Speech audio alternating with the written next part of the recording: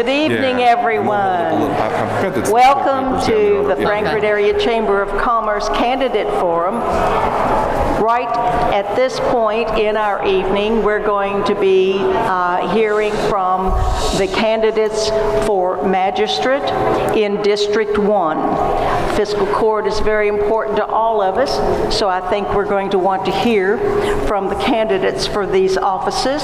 And as you can see this evening with us, we have Sherry Sebastian and we have Michael Turner.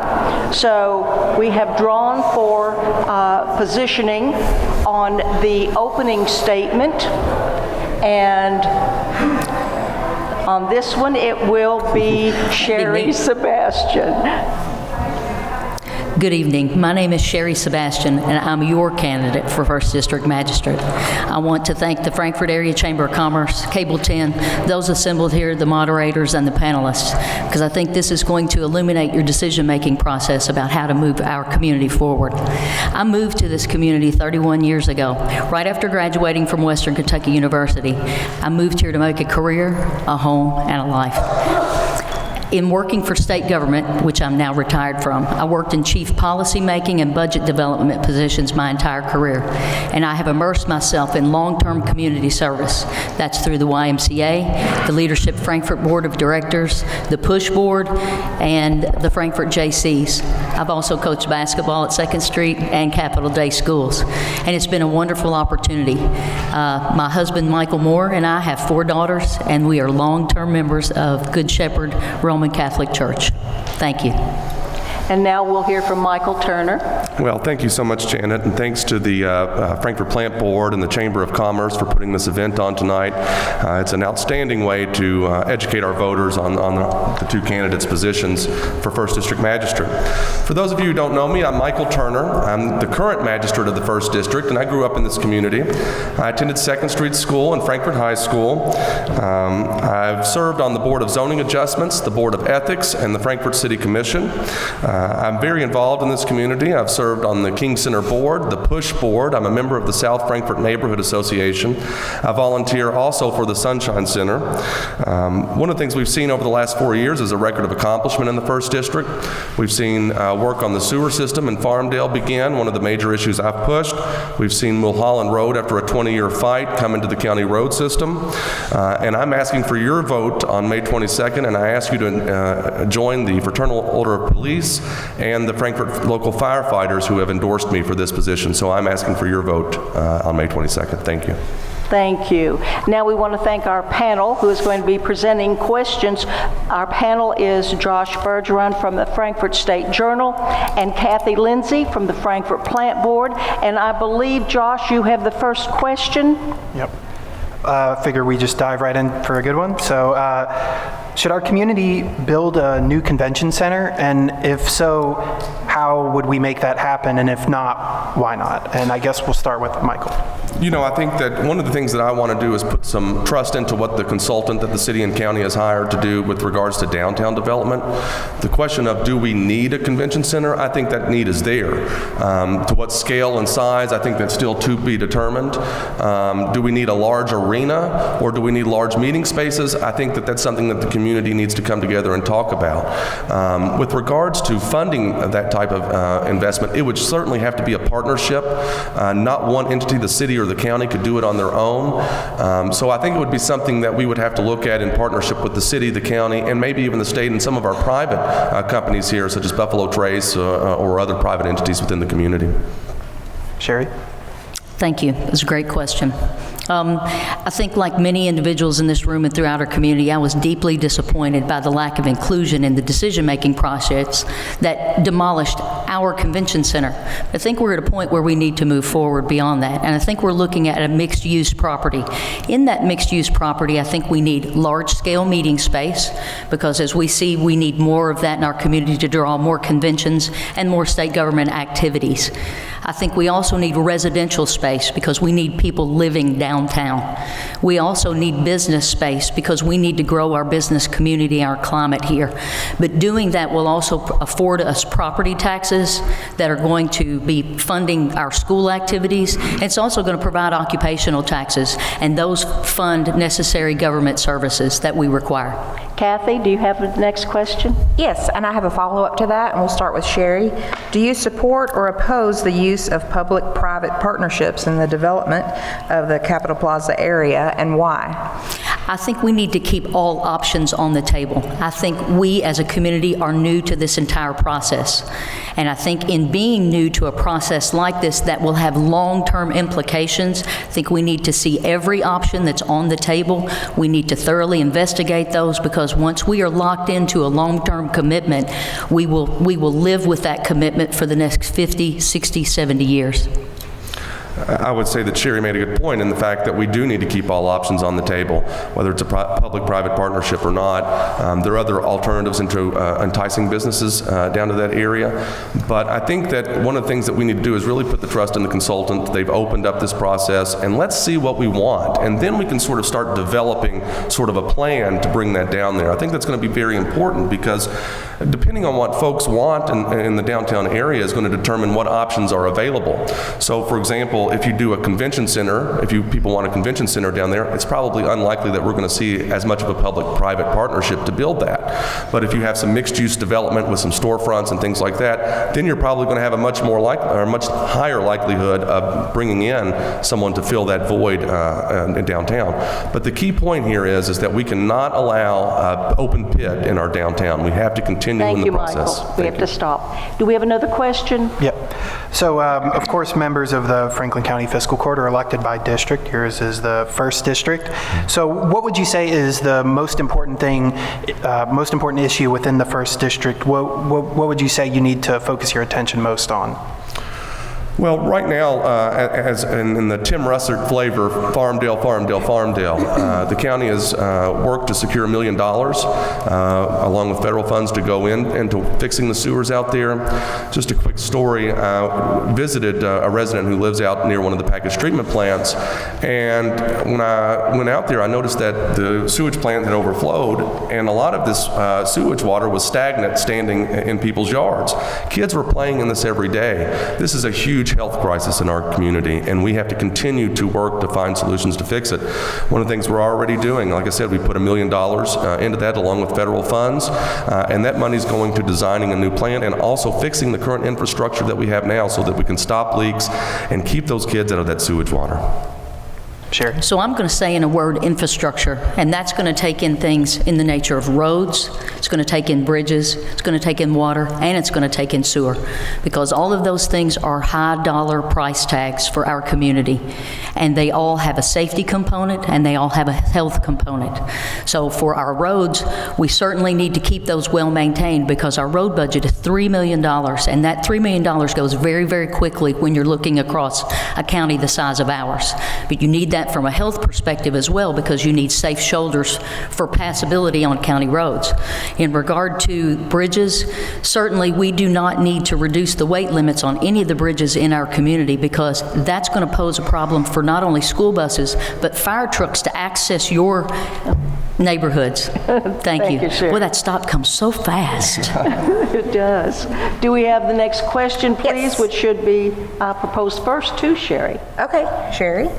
Part of my role here is to ask questions that have been submitted by the public. So this was one that everybody is interested in: Sunday sales of alcohol. So already passed by the Kentucky Capital Development Court, Chamber of Commerce, and downtown Frankfort, a resolution is being circulated to lift restrictions on Sunday alcohol sales.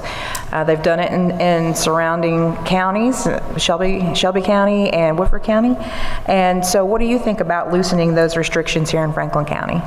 Well, I think it's no longer a moral issue for our community. I think this is a and economies of scale. I think this is an economic development issue, and this is something that we do not have in our plate of economic development options at the time.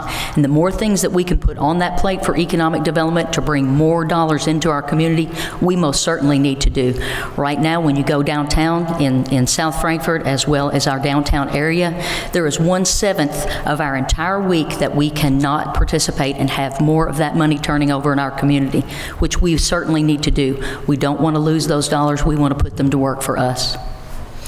It's clearly a business fairness issue. The fact of the matter is that we restrict that particular type of business on Sundays. I certainly understand the moral connotations to that, but the fact of the matter is that if folks are wanting to drink on Sunday, they're going to drink on Sunday, because a lot of our communities that surround us allow those package sales on Sunday. So we're losing, as Ms. Sebastian mentioned, we're losing that economic money going to those other communities. And so it's important for us to, in order to stay competitive, to have Sunday alcohol sales, I believe. Thank you. Thank you. Next question. How do you plan to deal with the fact that local governments, including the county, are being asked to contribute increased amounts of money to the pension system? Sure, there's a phase-in, but costs are still going up. Absolutely. The phase-in only just delays the ultimate cost, which is projected to be about $1.3 million to the county. Much like other issues we've talked about tonight, in this one, all options need to be on the table.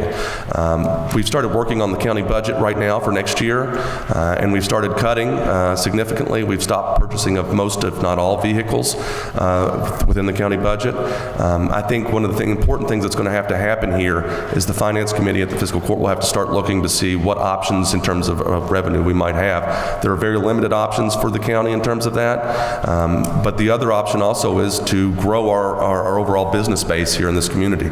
More businesses, more people living here, more revenue we get from existing tax laws. I think that will be key, but we have to put all options on the table.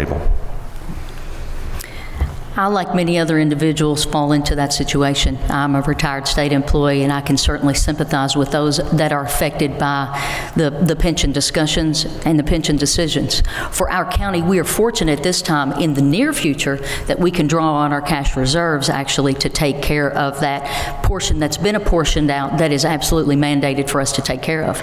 But a long-term solution, our county nor others have those resources available to us. So we will have to look to bringing in more economic growth and more population growth. We need more people living in this community and choosing to live here so that we can turn the dollar over more frequently. We can grow our existing businesses, we can enhance our small businesses, and we can bring new businesses in for that reason. Thank you. Do we have another question for our panelists? Yes. And I'm not sure who gets this one first. Is it Sherry? This one goes to Sherry first. Okay. I may get this There one. we go. Employee costs are rising each year, especially with the newly implemented phase-in retirement costs. It's affecting our county greatly. How do you plan to deal with this issue? And do you think it's appropriate for the fiscal court to give themselves raises at this time? Well, as I had just indicated, I think one of the key things as we phase this in is I think we have the resources available to us now in the near term to handle this phase in. But in the long term, our county nor any other municipality will be able to handle that with the current revenue streams that they have. They will need to bring in new revenue through economic and population growth. As far as raises for the members of fiscal court, no, I wouldn't be behind that. I would keep everything at the same level. Thank you. Well, I think it's always a challenge when you're looking at budgets and staffing and what the retirement costs would affect on that. Certainly what we'll want to do as going forward is to keep our employment numbers in check, not expand our employment base significantly as we're trying to deal with the retirement challenge. But your question on raises, I would just point out that the fiscal court voted for not to give necessarily ourselves raises, but to set the salaries which were required by law to do every 4 years for the next term. And those salaries necessarily aren't raises, but they do include a cost of living increase. So I think it's a little different than saying, well, we gave ourselves a $5,000 raise or something. It's more of just sort of a cost of living to keep the magistrate salary competitive, to draw quality candidates in for that position. Thank you. And now we're at the time when we need to have our closing statements. We've run out of time for the questions. I'm sorry. I believe we're starting with our closing statement from Michael Turner. Thank you, Janet. And again, thanks to the Chamber and the Frankfurt Plant Board for hosting this event. It's always a pleasure to be here. One of the things I've definitely learned over the last 4 years of serving as your magistrate is that experience counts. And the 1st District has come accustomed to having a leader, a proven leader, who has a record of getting the job done. I think when you look at the last 4 years of what we've done for the 1st District, I think it's hard to compare to most other districts. We've seen a great deal of work done in Farmdale. We've seen Mulholland Road, after a 20-year fight, brought into the county road system. And so what the people of the 1st District, they deserve somebody who's going to fight for them and continuously to do that. We've got great challenges in the next 4 years and beyond, and that sort of spirit needs to keep going forward. I think that the people in this community know me. They know I'm involved. They know I have my thumb on the pulse of what's going on in this community. And I've been endorsed again by the Fraternal Order of Police and our local firefighters, and I hope you join them in endorsing me and voting for me on May 22nd. Thank you all. Sherry? So for my closing statement, I would like to share also that experience does count. And you need someone with energy, you need someone with passion, and you need someone with drive. You not only need someone with experience, which I have in not only being a chief policy-making positions and budget development, but you need actually someone with hands-on experience, someone that actually has written grants before and then could assist the work. You need someone who is available to the community 24 hours a day, 7 days a week. And I am that candidate. I am the individual who can be your full-time magistrate. So experience does count. I have that. Dedication and drive, passion, community service, I have that as well. And I think it will take new ideas, new passions, new leaders at the table who can be consensus builders, as I have demonstrated over my community, to get new people engaged, because drawing on the experiences of the past to solve the situations that we face now and in the future, we won't get there. We need new thinking and new people, and I represent that opportunity for you. And I humbly ask for your vote on May 22nd. Thank you. And we want to thank you for being with us this evening, both of you. We especially appreciate your willingness to serve in public office, and we urge each of you to go cast your votes on May the 22nd. Join Cable 10 for the live coverage of those election returns. We do hope this forum has helped you to get your thoughts a little clarified on making your choice in this election. We want to say have a good evening and good night. Thank you. Hey, good job.